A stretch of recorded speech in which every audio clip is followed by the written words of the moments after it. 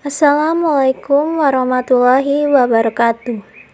Kami dari kelompok 2, kelas akuntansi paralel Universitas Muhammadiyah Magelang, akan memaparkan materi tentang konsolidasi dengan akuisisi melebihi nilai tercatat ekuitas, yang beranggotakan Ilma Filiana dengan NPM 1801020005, Nur Lailia Ulinuha dengan NPM 1801020004 dan Alwi Nadela dengan NPM 1801020020. Berikut kerangka bab yang akan dibahas dalam materi konsolidasi dengan akuisisi melebihi nilai tercatat ekuitas. Yang pertama yaitu kita akan membahas tentang karakteristik, yaitu karakteristik konsolidasi dengan akuisisi melebihi nilai tercatat ekuitas.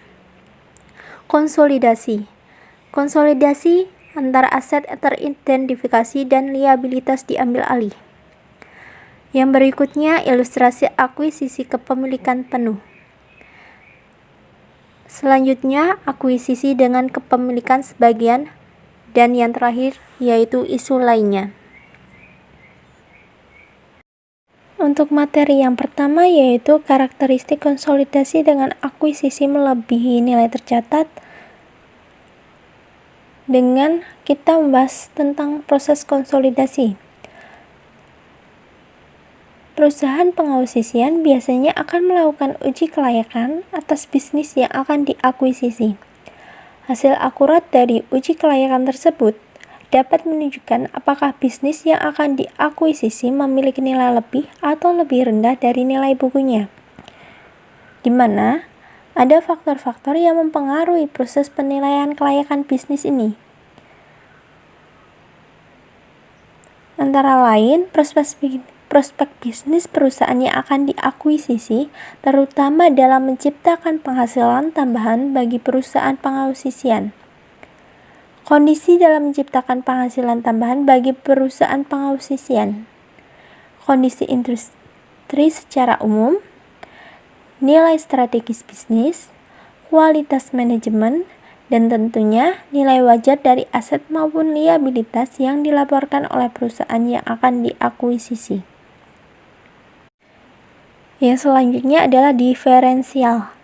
Diferensial berdasarkan PSAK 22 revisi 2010 itu harus dialokasikan pada aset teridentifikasi yang diperoleh dan atau liabilitas yang diambil alih yang dianggap menyebabkan nilai wajar dari entitas anak yang dikonsolidasikan melebihi nilai bukunya atau dialokasikan sebagai goodwill.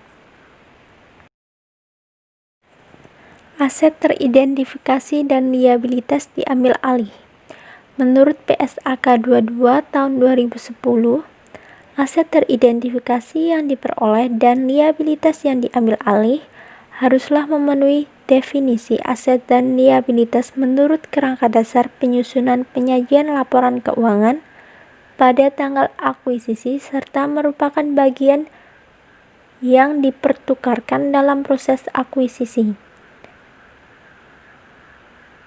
Selain itu, dimungkinkan untuk memunculkan suatu aset atau liabilitas baru yang sebelumnya tidak diakui oleh pihak yang diakuisisi.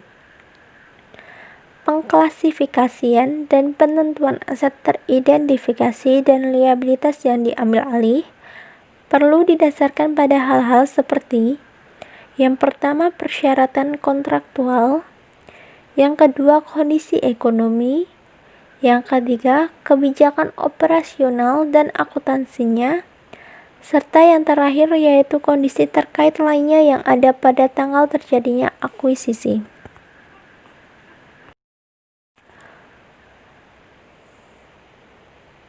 Perusahaan yang melakukan akuisisi mengukur aset teridentifikasi yang diperoleh dan liabilitas yang diambil alih dengan nilai wajar pada tanggal akuisisi, kecuali untuk komponen-komponen sebagai berikut. Yang pertama, liabilitas kontingensi.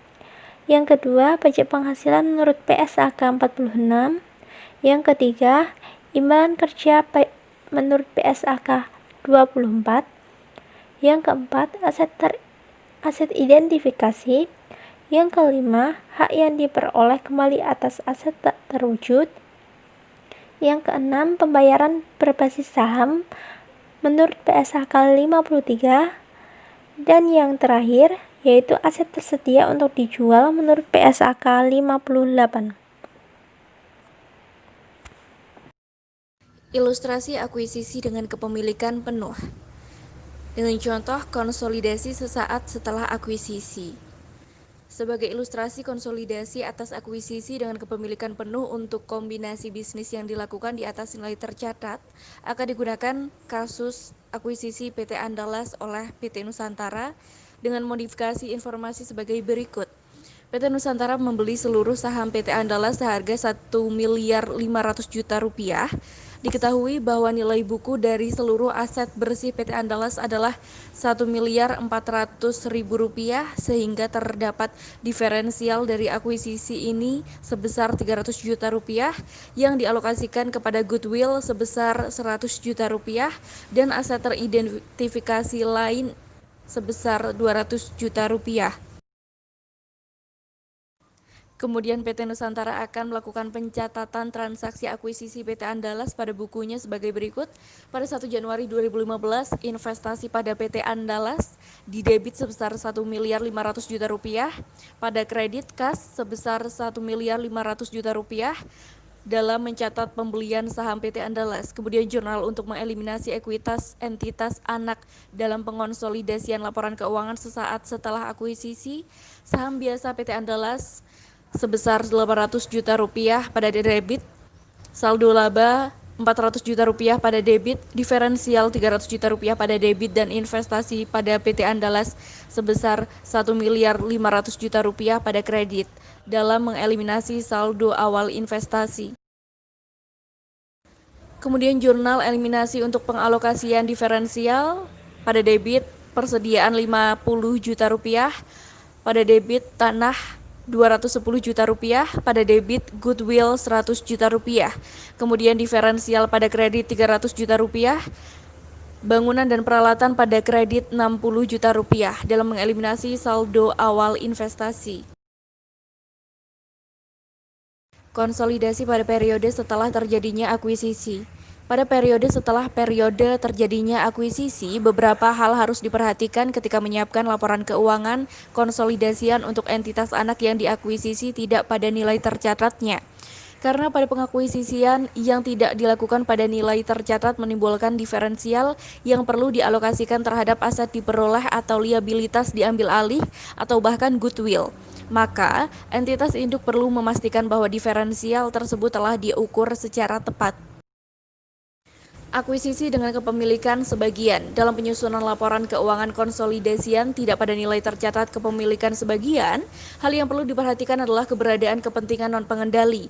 Karena keberadaan kepentingan non-pengendali menurut PSAK 65 revisi 2014 mensyaratkan entitas induk untuk menyajikan secara terpisah bagian dari kepentingan non-pengendali pada ekuitas dalam laporan posisi keuangan konsolidasian. Dengan ilustrasi konsolidasian dengan kepemilikan sebagian, dengan contoh PT Nusantara membeli 75% saham PT Andalas seharga Rp1.200.000.000.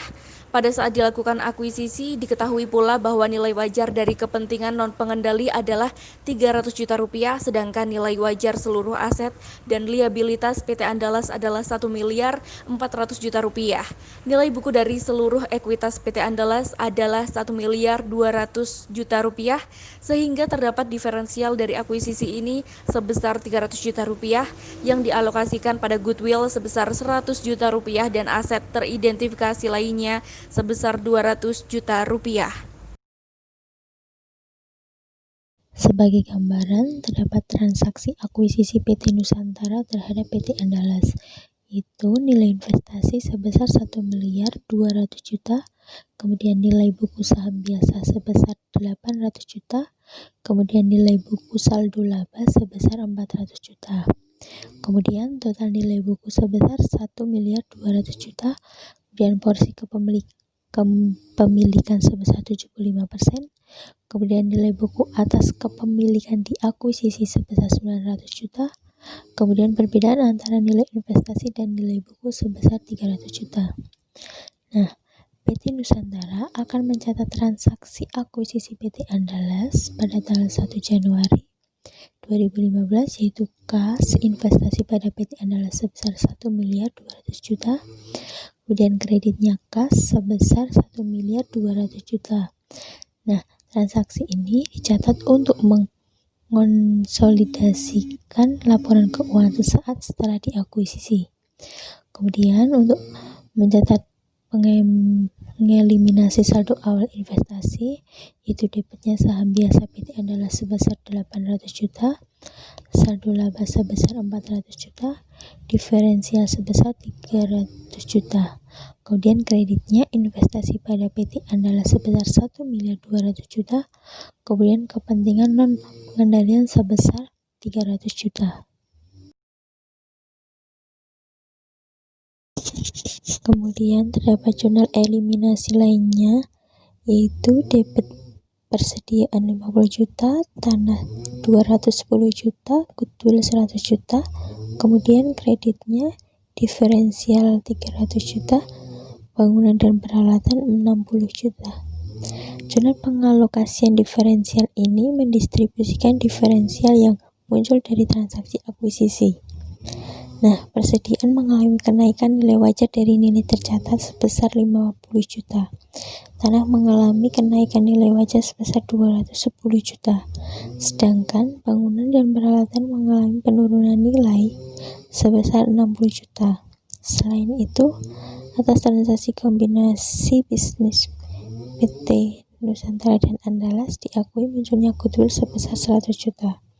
Dari selisih antara imbal yang diserahkan PT Nusantara atas nilai wajar aset bersih PT Andalas dapat terlihat pada jurnal yang menunjukkan sedikit perbedaan dengan jurnal yang lain ketika kepemilikan dipenuhi seluruhnya.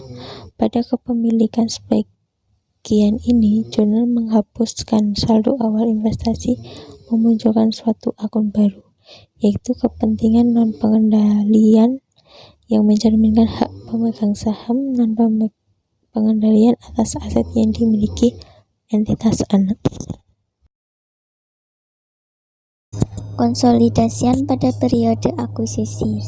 Pada periode setelah periode terjadinya akuisisi, beberapa hal harus diperhatikan ketika menyiapkan laporan keuangan konsolidasian untuk entitas anak yang diakuisisi tidak pada nilai tercatatnya.